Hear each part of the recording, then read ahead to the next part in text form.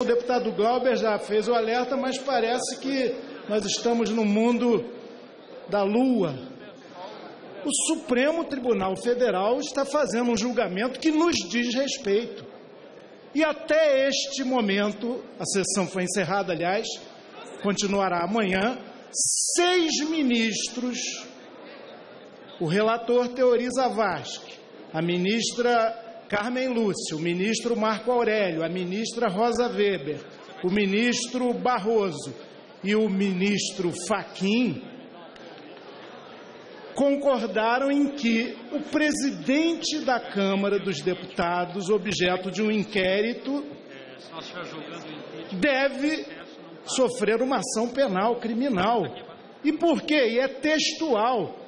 Pelos robustos indícios de materialidade e autoria de Sua Excelência nos crimes de corrupção passiva, beneficiário de propina e partícipe em engrenagem espúria. E nós vamos achar que a vida segue, que é assim mesmo? Quando se clama tanto aqui, com razão, para que se apure tudo, até dos pedalinhos dos netos do Lula, a gente vai dentro da Câmara dos Deputados, e aí quando eu falo a gente, eu falo daquilo que é nervo e vida do parlamento. As bancadas partidárias, que têm sua posição coletiva, que é a melhor forma de fazer política, vocalizada pelos líderes. Nós vamos ficar inertes, silenciosos, achando que isso é normal?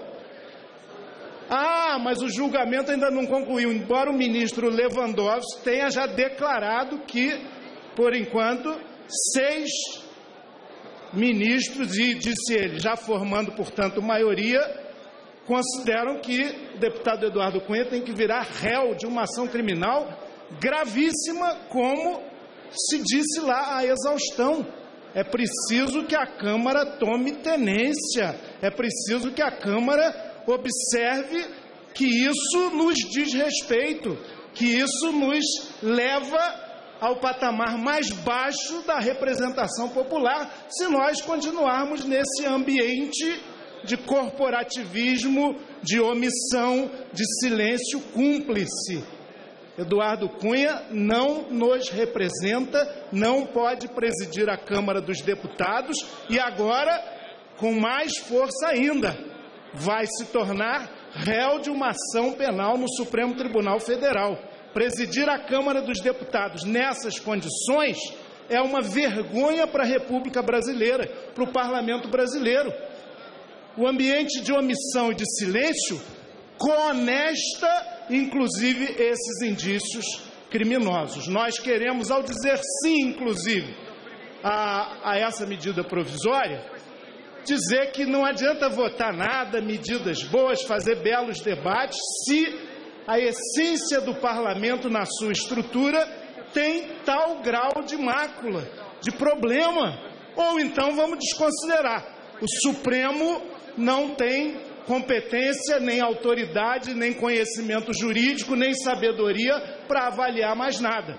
Porque aquilo que nos diz respeito não merece sequer comentários aqui. Apelo, inclusive, a que parlamentares, e vejo ali o deputado Jarbas Vasconcelos, a deputada Clarice Garotinho, que sempre tiveram uma posição elevada, que é em defesa do parlamento.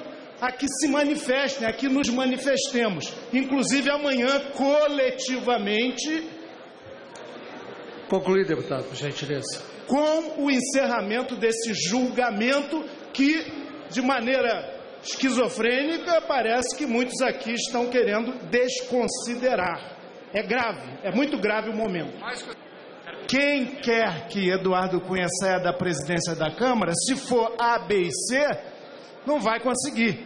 Mas se a maioria dos líderes, num entendimento do que o Supremo está decidindo, é gravíssimo e bastante robusto, assim o quiser, isso acontece. Isso é próprio de uma casa política. O que nós cobramos não é quem é bom e quem é ruim, quem é ético e deixa de ser, mas que todos numa casa política se manifestem sobre um baita problema político que está aqui dentro do plenário. que nos diz respeito. É disso que se trata.